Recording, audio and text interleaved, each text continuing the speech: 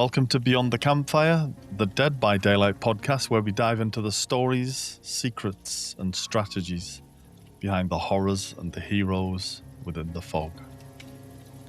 My name's Dogbomb, and I'm joined by my co-host, Lemonlicious. Hello, Lemon.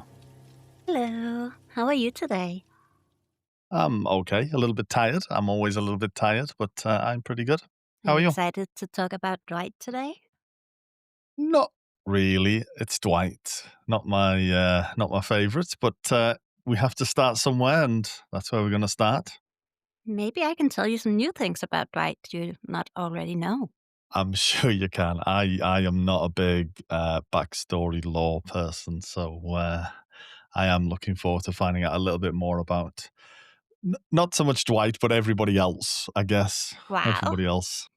But we will start today with the man, the myth, the managerial icon, Mr. Dwight Fairfield.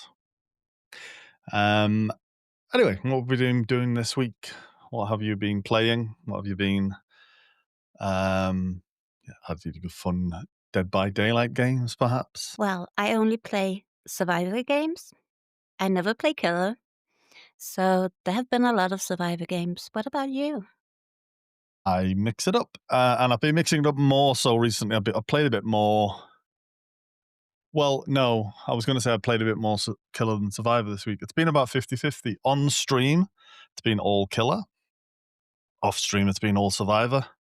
So it's been 50-50. I'm trying to grind for all of the achievements at the moment. So Wednesdays you stream on Twitch, Dead by Daylight, for anybody who wants to watch.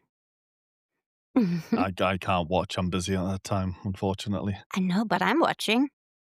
But yeah, that's been mostly survivor games with my ace main. But recently, the past few weeks, it's been killer games. Interesting. Are you looking forward to the winter event? Or Christmas event? I'm not sure. What is it? Isn't it called winter something? It's a winter event. Yeah, it's Snow Chill. It's a generic winter event. I guess so. It encompasses all the holidays and the cold of the season.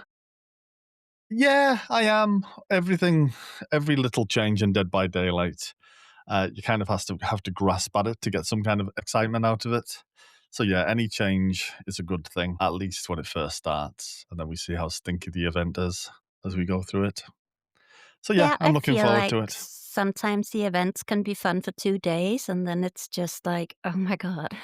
Yeah, I think it depends what the event has to offer. I like the chaos events, the chaos shuffle, the 2 versus 8, the chaos of that. But sometimes these niche events can be a little bit, okay, I've done the thing. I've got the rewards. Now let's just go back to normal I love DVD. 2 versus 8. I find them so much fun. I should just stay. I think that was the long-term goal, but we'll find out as we go on, I guess. But at Halloween, I was disappointed by the Halloween decoration missing in the basement. Mm-hmm. So when you were hanging on your hook in the basement, there wasn't really anything to look at. It was just... So I hope they do something for winter or Christmas. You're hoping there's a Christmas tree down there? Yeah, there will be, I'm sure. I'm sure there'll be something for you to look at while you're on hook. Don't worry. I spend a lot of time on hook in basement. The good thing, actually, about 2 versus 8 is that we often get 8 survivors into a lobby, and the survivor that we always go for is, funnily enough, Dwight Fairfield. He is our go-to when we have a lobby of 8. So I guess that's a good lead-on to talking about our man this week, Mr. Dwight Fairfield.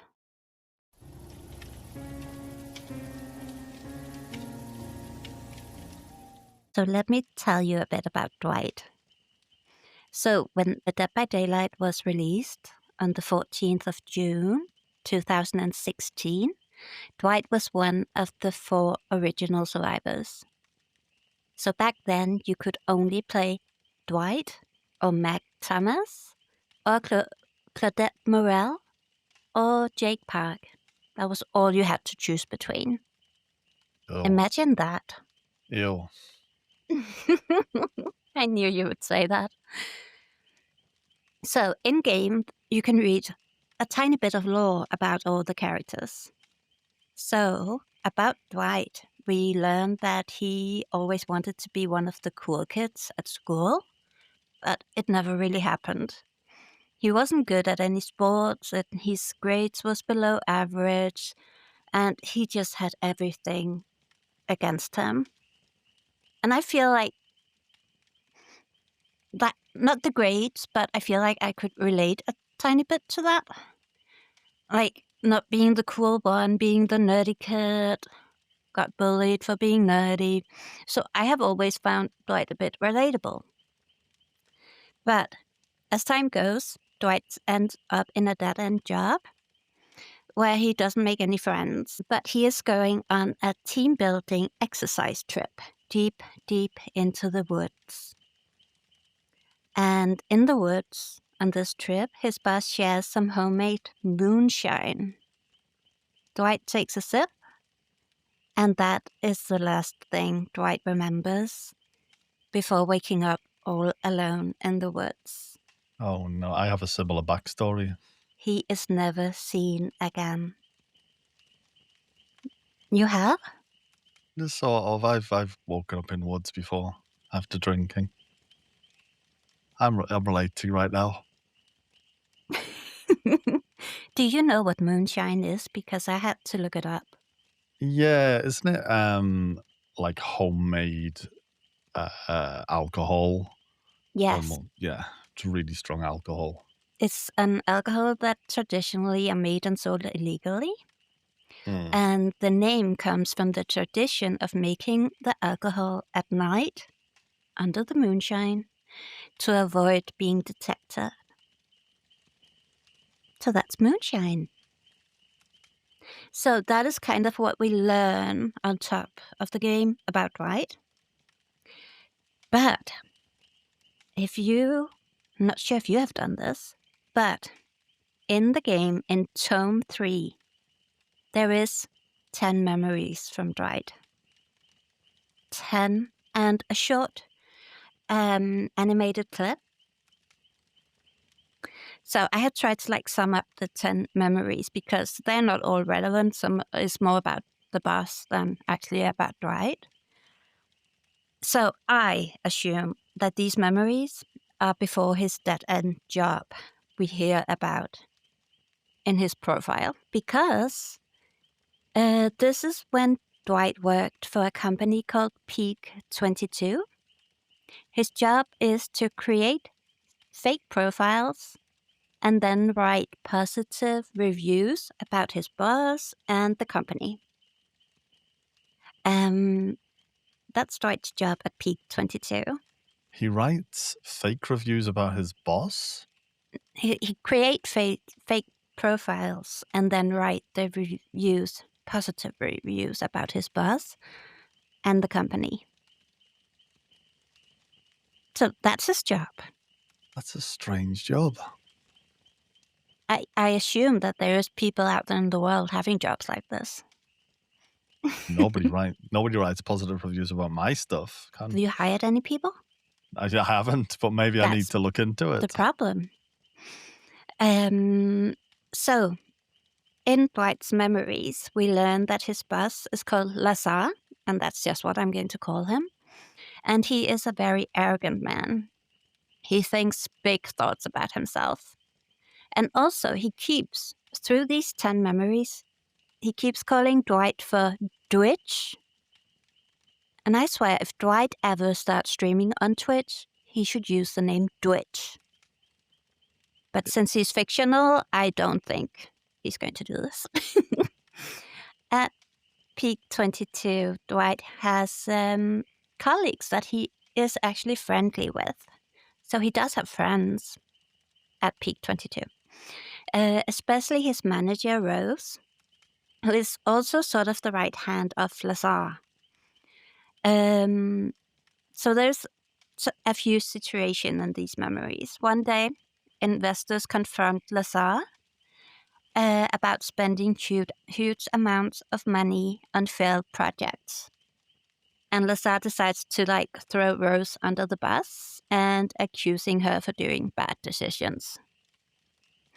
And this makes Dwight very worried about Rose. A later incident is Dwight overhearing Lazar in an argument with his lawyer, or the company's lawyer. And when Rose tries to calm him down, Lazar starts screaming at Rose. At this point, Dwight really wants to stand up for his friend, but at the same time, he doesn't want any trouble because he has never had a job before where he made as little as he is for his paycheck. But in Dwight's defense, he does imagine a lot of scenarios where he wants to help Rose. But he doesn't. He just imagines, he just thinks about these things. Yeah, and then he actually goes to the toilet, but I didn't put this in my notes. Is that part of the law, though, that he goes to the toilet? Yeah, that he wants to stand up from his desk and go to Rose, and then he stands up and goes to the toilet. That explains the whole hiding in the locker thing that he's kind of known for. You think?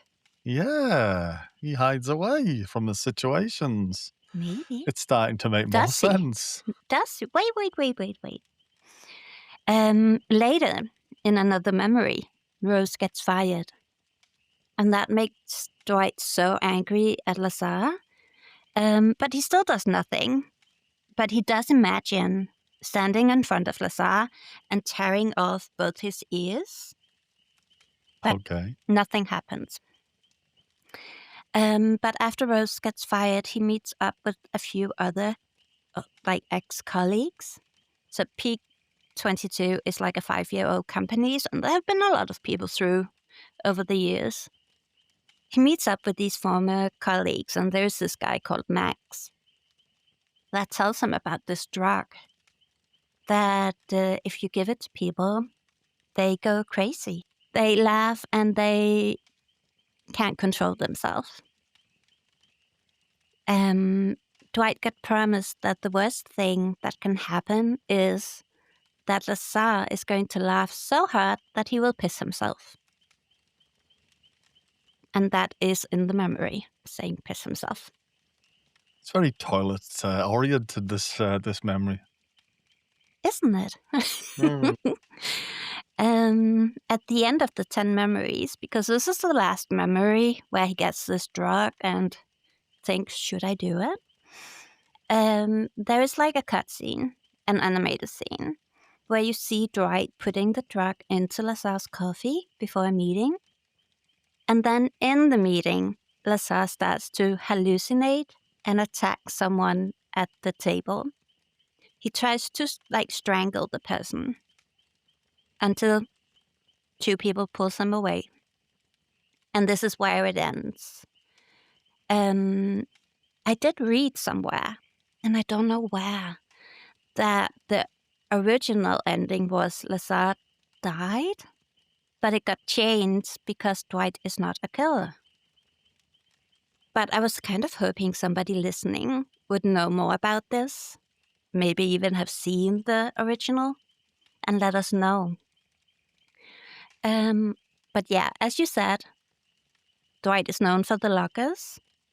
I assume that it could be because he's one of the main characters that comes with the game. So it's an easy pick for a new player. And new players like to hide in lockers. And I only know one person who plays Dwight every single time. And she does not hide in lockers that much. Not anymore. No, I know who you're talking about. Yeah, you do. Occasionally, she will still hide in a locker. And then there was also the whole thing about Dwight being in the intro scenes to the game, where he often either gets hooked or die. So he is very unlucky. Yeah, he's the kind of poster boy for their trailers. He's often the one who is in the trailer and gets and the murdered. Same with Claudette, Meg, and Jake. But before I read the 10 memories in the tome, I found Dwight a bit relatable. It's not so much after reading about the 10 Okay. memories and seeing the clip where he drugs his boss. Yeah, see, I'm finding him more relatable now that I found out about the whole That is moonshine scary. thing, falling asleep in the woods, going for a piss at work. It's all relatable It's stuff. adding up, apparently. But yeah, so that is like the main stuff I could find about Dwight. There is a huge thread on Reddit about people that just love Stride. There's always people. People love all kinds of things. Yeah, but that is what I have about Dwight. So now I hope you can tell me something about his perks. Hopefully. Let's find out.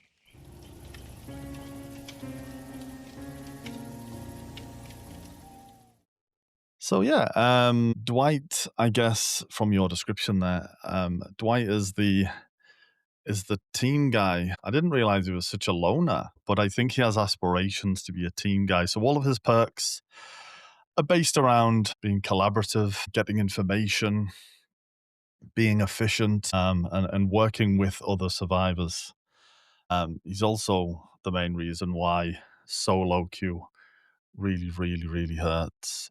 When you see a couple of Dwights in your lobby and you think, they're running that standard shirt and tie combo, you tend to sort of feel, oh, who have we got? Are they even running perks?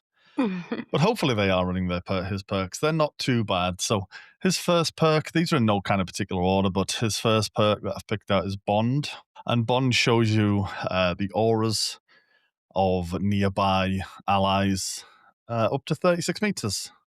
And I don't know if you've tried to work out how large your meter is in Dead by Daylight, but everything's in meters. I haven't.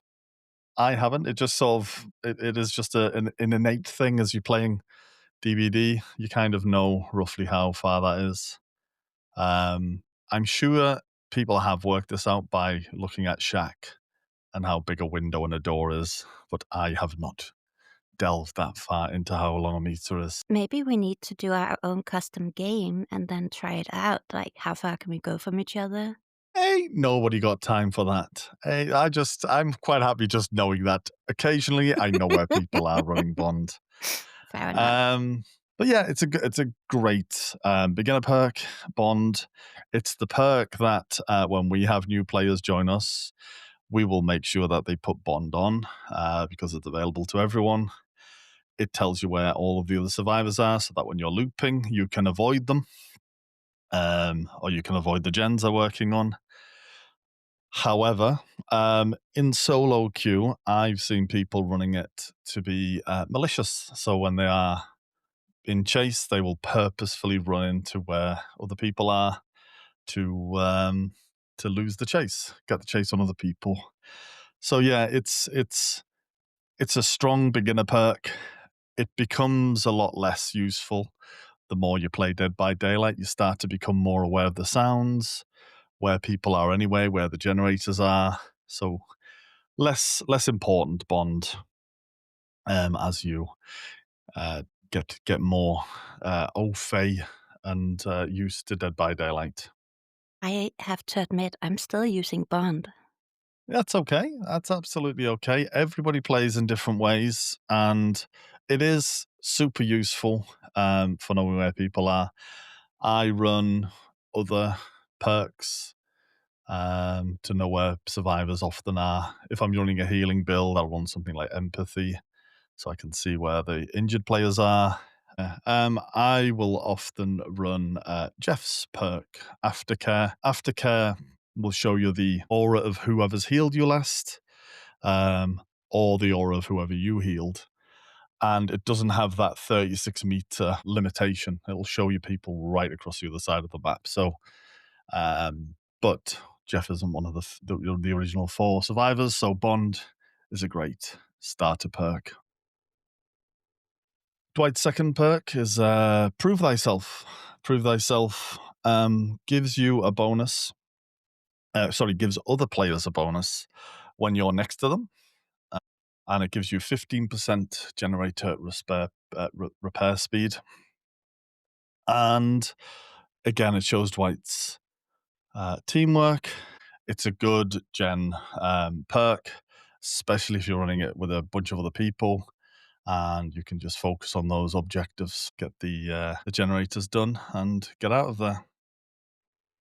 His third perk, leader. I love leader. I love the icon of leader. It's the one where he's pointing, sort of telling other Oh, people what to do.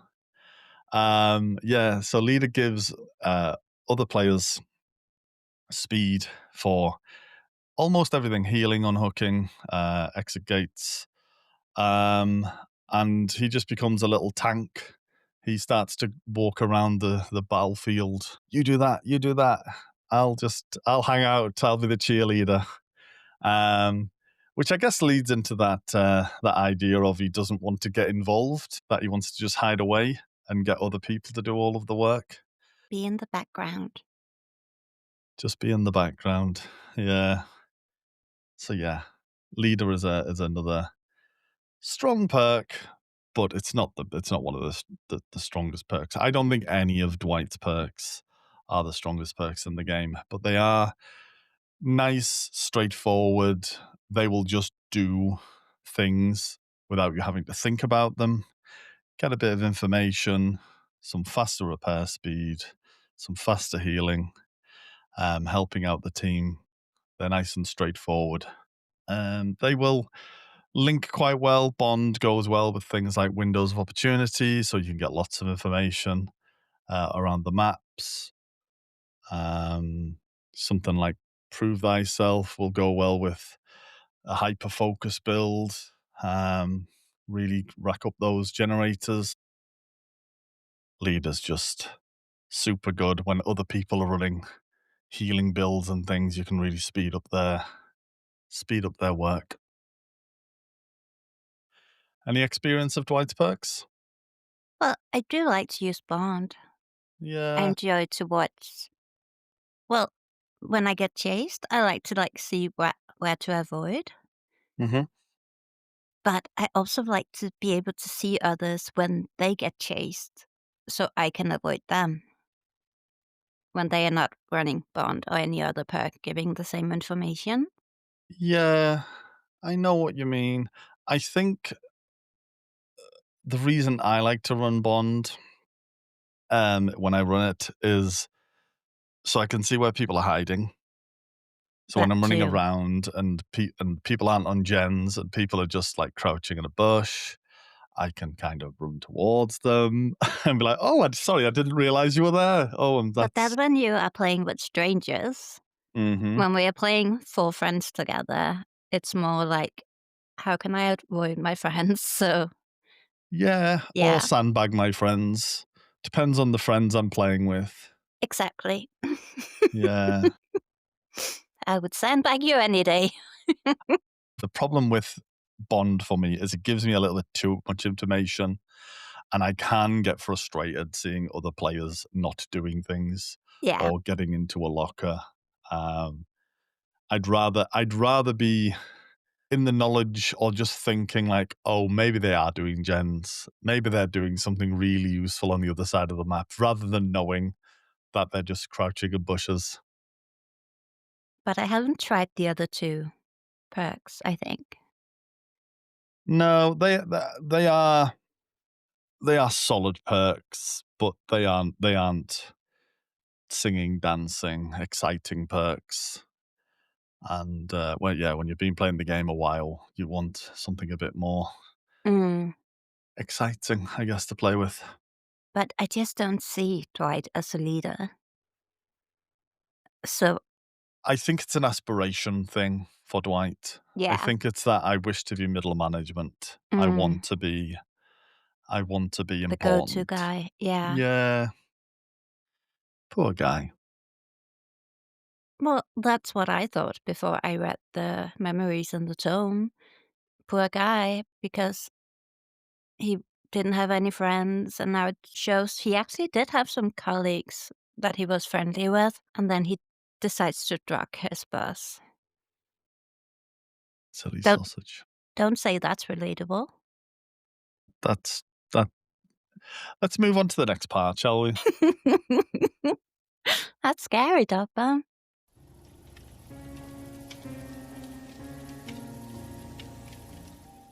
So, as well as shining a light on one of the survivors or the killers every week, something else we'd like to do is shine light on creators in the world of Dead by Daylight. People we enjoy, people we found recently. Um, and uh, I've picked this week's recommendation. I think we're going to take turns every week. And this week, I've picked Slate. Slate is a predominantly Twitch streamer. Also is huge on TikTok, YouTube, Shorts. If you've ever started watching Dead by Daylight content, you've probably come across Slate. He is the posh TikTok guy. That's one of his nicknames. I'm a moderator on Slate's Twitch stream. And Slate was the first real Dead by Daylight content creator that I watched who was a Dead by Daylight content creator. I had kind of seen Dead by Daylight around. I'd played a little bit of it a few years ago and didn't really enjoy it. Didn't really get to grips with it. And Limmy played it a bit on his stream.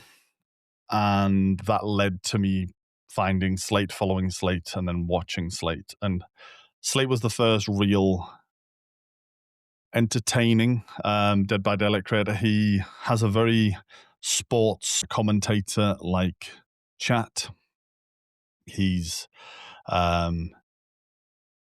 incredibly entertaining. He's very, very what's the word? What's the word for knowing lots of words? You know, he's got lots of words. He's got lots of words, which I haven't. He's very verbose. Verbose is the word. See, that is such a big word, I don't even know it. Exactly. And I learned that from Slate. I learned that from Slate. Yeah, he's got a good use of the English language. And he will play for content and he will play for fun, as opposed to sweating through games for the win. He knows that entertainment wins over a win. He will always go for the win, but yeah, content first and foremost. And yeah, I can watch Slate for hours and hours and hours, and I do often through the week. That's where I'm hanging out. Are you aware of Slate? Yes, I am a sub, I think 8 months on Slate. And I do like that he streams from Monday to Friday, same times, well, at least starting time every day. Mm-hmm. And it's just like something you can rely on is there. And that is very enjoyable. Yeah, starts midday out of my time zone, which is UK. Starts at midday and he goes on for 5 hours at least every day, pretty much rock solid. And even though some people might think there's a lot of rules in his chat, I enjoy it. It's Like, an incredibly safe space. yeah, it is. And it's just a good time being there. It is. There's no It is. drama. It is. And the best moderators on Twitch. Just saying. See, if I was still streaming, I would say that would be me having the Oh, best mod. yeah, I do. I moderate for you as well. So I would agree. Exactly. Who are we looking at next week? Next week, we are going to look at the Trapper, The Trapper. our first killer. So, Yeah. our dear Trapper, maybe even a bit of Naughty Bear. Yeah. Okay. hmm So that will be next week. Oh, I'm looking forward to it. I don't know anything about Trapper. Well, you have to learn And his perks. yeah, and looking into killer perks is going to be a bit of an eye opener for me because I play a lot less killer than I play survivor. Yeah. So yeah, it's going to be really interesting to look at killer perks. We should say thank you to anybody who's listening, I Yes. guess, especially this first one. Do you Thank you very think much. anybody is listening? Well, I'm listening because I'm editing this right now at this moment in time, and I'm hearing my voice back. I'm currently in the editing booth. Thank you for editing, Dogbomb. You're welcome. Thank you, Dogbomb. You're welcome, Dogbomb. I'm talking to myself now. Fair enough. Yeah, I guess we should tell people to follow us. If you are listening to this on a podcast platform, hit the follow button on said platform, and That would hopefully you'll get mean one of so these much. every week. Yeah, that Yes. will mean a lot. We'll set up other socials as time goes on, I guess. What would people like to see? Well, do you think I can say that if people want to watch more of you, they can go to twitch.tv/Dogbomb and watch your streams? There is a schedule up. If people want to see more of you, they'll have to Yeah, good wait. luck. They'll have to wait. You're currently on a break, on a streaming hiatus, Yes. but you'll be I'm back. often to find in Dogbomb's chat on Twitch. Yeah, and often playing Dead by Daylight with me on an evening. My question was, does anybody out there have any thoughts on Dwight? Do we have any Dwight mains out there? Do we have anybody who swears by one of Dwight's perks? Let us know. Let us know. Let us know what your builds are. If you have any builds around Dwight's perks, we would be interested to know. Indeed. Also, if anybody knows about the original ending to Tome 3, I really want to know. Yeah, nobody reads the tomes. I'd be impressed if somebody else out there's read the tomes. Let me know if you've gone through tome 3. Well done. Did? You should get an achievement. Thank you. Brilliant. It's Trapper next week, so look forward to that. In the meantime, play safe out there and don't get hooked.